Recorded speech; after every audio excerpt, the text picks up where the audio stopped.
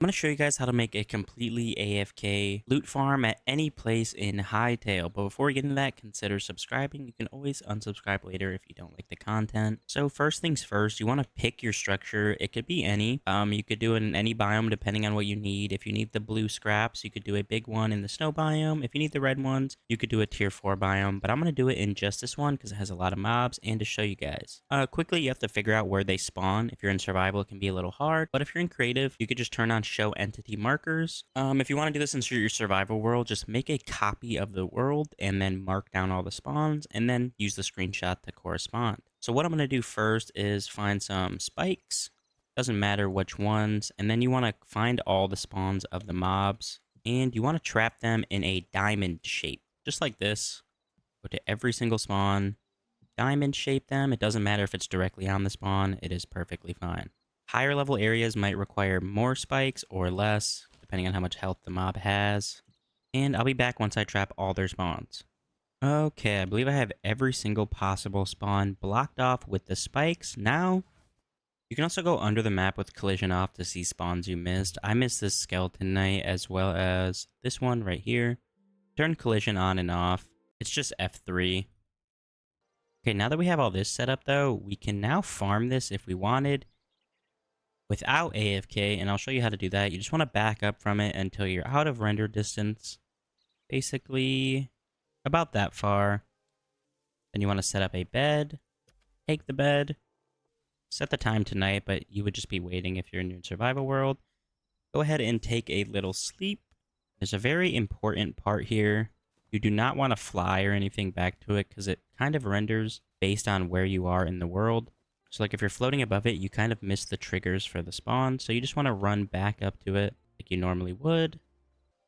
And when walking back up, you will see health bars start to appear and your mobs begin to die. If you notice certain ones have more health, feel free to simply add more spikes around the area while you're testing this.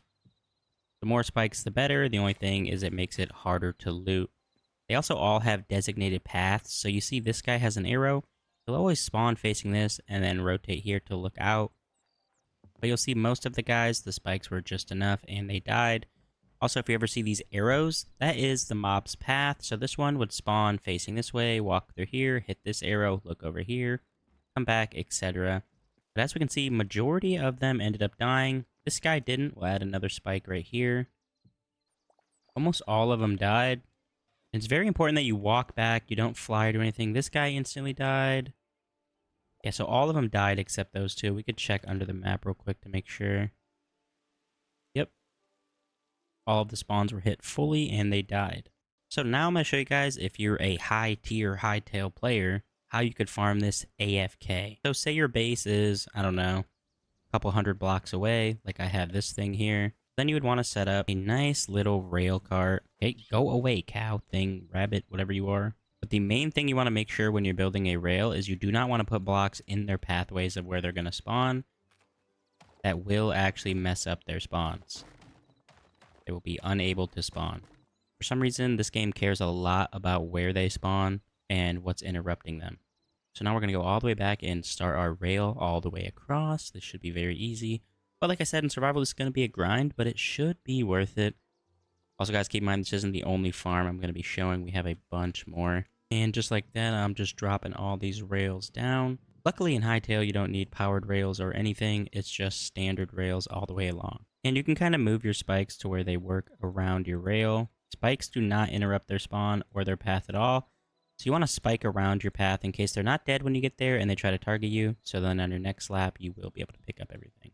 And as a bonus tip, you can have floating rails in this game. Unlike some other block games, it doesn't care where your rails come from. All right, and we have a finished rail here. I'm going to show you what we got working. So it goes all the way straight into the render of the area. And then it basically hits every single spawn. It goes by them.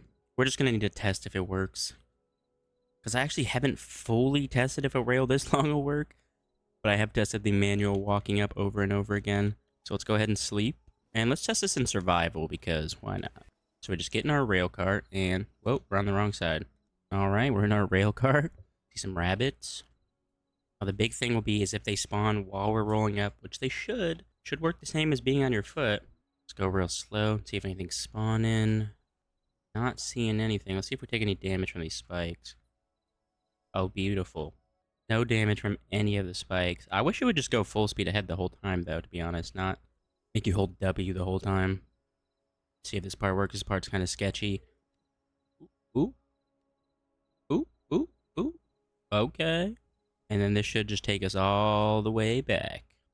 It's kind of perfect. I just need to test if they'll actually spawn after a whole night. Because this is once a day. I believe they're set up to be once a 24-hour cycle. It's nothing like Minecraft and how the spawns work in there. So let's set the time to 22. That'll be right before midnight. Sleep through the night. And now we could actually test it. It has been long enough, so if they don't spawn here, I boofed something up. Probably worst case scenario, it's just going to be a situation where you have to get on the rail once you're within spawn distance. That bear's after me, which won't really be an issue, but let's see if they spawn here. Oh, they must have spawned. We have loot. Oh, we're picking up loot. Oh, we're picking up all the loot. Oh, it's beautiful. Oh, it's beautiful. Oh, we're getting tons of loot without doing anything. Yep, they all spawned. We missed one piece of loot there. That's unlucky. And we're going back to our base. That was a beautiful setup, and it works flawlessly. How much did we just get? 40 bones, 44 linen scrap, couple arrows, a rusty sword. You get candles from something else. But for one trip, all of that material is kind of insane. And all we have to do is sleep in our base and then ride this out once a day to get all of that loot over and over again. That is actually juicer. And it doesn't even need to be your base. You could just make a mini base with a teleporter here. And then just set your... Oh, we also got 33 green crystal shards from that as well. That was juicer. And what I was thinking, theoretically, if you wanted to make this AFKable, you would just have to set the rail up to loot back at the beginning, and then you just leave your game running.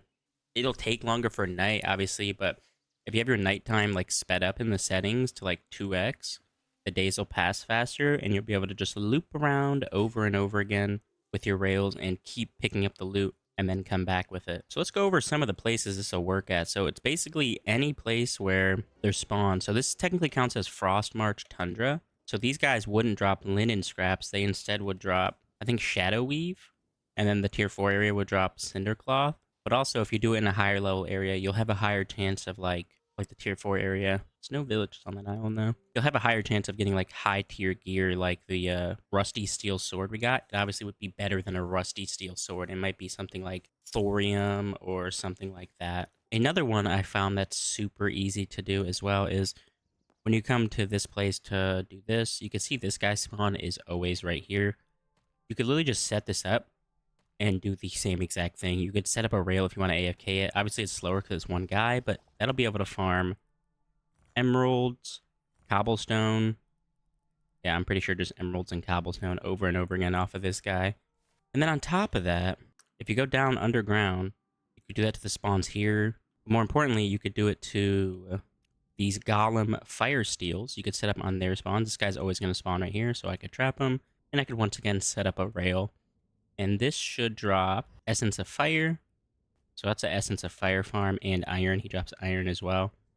So 2 iron. And you could get that every single day just by going through your minecart. If you're really ambitious, you could do it with a giant place like this. This place is going to have 1, 2, 3, 4, 5. This place probably has over 30 spawns in it.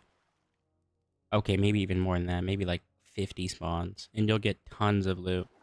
But now at least you guys know how to set this kind of thing up and can do it. I don't know if anyone else has figured out like setting up spawns like this and how the spawns work, that they're on a day cycle, etc. But anywhere you go where stuff can spawn, you should be able to do this. Here we go. This is what I was looking for. A frost one. You could set it up in these as well on the frost golem. They obviously have a lot more health. So like I said, the harder areas, you're going to need to set it up better. This guy drops blue crystals and more cobblestone. And I want to find a tier 4 area. Here we go. Was this place straight up having no spawn? What the heck? No one spawns here. All right, let's check this one. All right, people do spawn here. I guess these guys spawn randomly. There's no entity markers for them. But I guess you could still theoretically set it up if you found their spawn location. So let's see what these guys drop if you were to set it up in a tier 4 biome. Yeah, the same thing. So he would drop... Oh, you could set it up on... Oh, this would be a huge one on a skeleton... I believe this guy drops the grimoire that you need for the newest update. Oh yeah, you could farm piles of skulls, cobalt ingots, and the grimoires off this guy. So you'd have to set up like a tier 4 area and then just have it run through. Same with this guy. You could set up a really high tier one, but it would just take time. If you guys know about any other farms like this or ideas for me to test, let me know in the comments below. I've been testing this for I think 5 days at this point is when I set up my first one, and I could not understand the spawn. I was trying to do it on my survival world for about 8 hours one day. I could not figure out how the spawns work. I thought maybe something with light level, but I honestly think light level affects the spawning zero. Like, I think there's no effect of light level in this game. I don't think it cares. At least from what I've tested, when I did mine shafts and things like that, I would fully light it up and they would spawn in the exact same spot because I was trying to force them all to spawn in one spot. And you can technically do that as long as it's above the spawn point. You could force them to spawn in a spot, but it's like super finicky. It's like random if you actually get them to spawn, or like sometimes they won't spawn for like 3 days. It's so weird. But this one is actually working, and I'm going to do it in my survival world as soon as hardcore mode comes out. I'm waiting for hardcore official, and I'm going to start my forever survival world, and I'll definitely have a farm like this built on it. So if you guys want more videos like this, be sure to subscribe. Bye.